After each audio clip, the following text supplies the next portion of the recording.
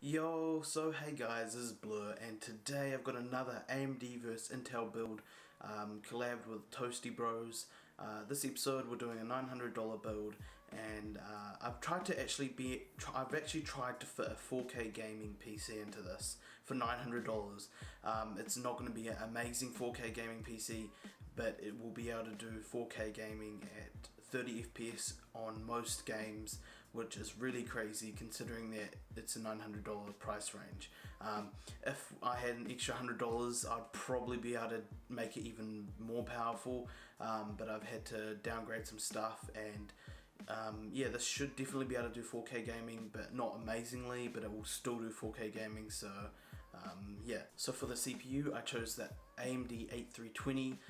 This is the CPU that I actually had to, this is the part I actually had to downgrade on, as I didn't have enough money to get a better CPU. So that's one of the parts I downgraded on because of the price range, so I could fit a 4K gaming in the build into this. Otherwise, this build would have pretty much been the same as the $800 build, so I sort of wanted to change it up because there's not a lot of variety in graphics cards for AMD route, and the price ranges go up really high, so I had to downgrade the CPU to actually be able to change this build up. So that's why I went with the AMD FX 8320. It's a really awesome CPU. I've said it was actually in the other build, so yeah, it's a really good CPU for the price. Now, this time for the CPU cooler I chose the Cooler Master Hyper D92, sorry, that Cooler Master Hyper D92. It's an awesome CPU cooler for the price. It's an extra $6, and you get a humongous CPU cooler that will be able to cool your CPU a lot more and give a lot more performance. You'll be able to definitely overclock with this CPU cooler. Now for the motherboard, I actually went quite good on this motherboard. I chose the MSI 970 gaming motherboard, as it is a really awesome motherboard for gaming. You can do Crossfire, SLI, holds up to 32 gigs of RAM, and as well it's an overclockable board. It's a really nice looking board as well. It's a red and black theme. It's a really just awesome board for the price, and you can definitely overclock with this motherboard. Now for the RAM, I chose two 4 gig sticks of Kingston Hyper Fury X of black. So I only chose 8 gigs. That's one of the other things I had to downgrade on as well. I was thinking of doing 16 gigs, but I'm pretty sure you don't need 16 gigs for 4K gaming. Maybe you do. I'm actually not sure about that, but I don't think you'll need it. And as well, these two 4 gig sticks are actually 1866 megahertz, so it's a bit faster as well. And now for the storage, I chose a Silicon Power Slim 240 gig SSD, and I chose, as usual, a Seagate Barracuda 1TB hard drive. Those two hard drives are really good for the price. You can't beat them. Yeah. Now for the main part of the build, I chose the Gigabyte R9 390X with 8 gigs of VRAM.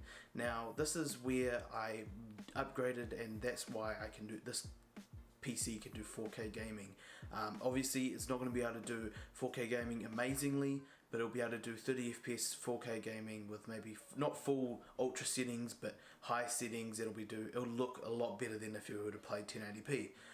So that's what I mean by it can play 4K gaming. I do not mean it can do 60 FPS amazingly. It's obviously with a $900 budget you will not be able to do that. It would be very hard to do that. So but this is pretty close to being a really awesome 4K rig.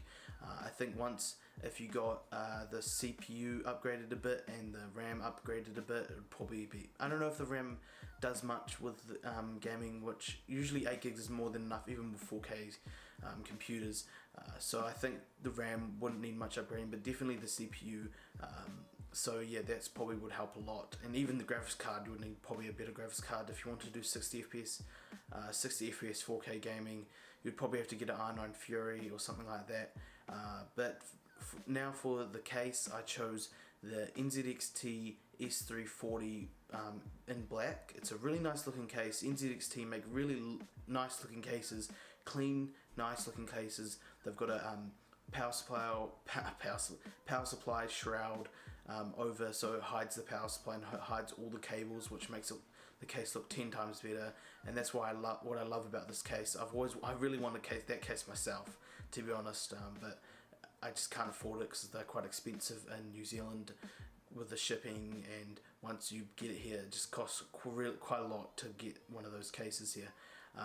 But now for the power supply, I actually had to upgrade this one.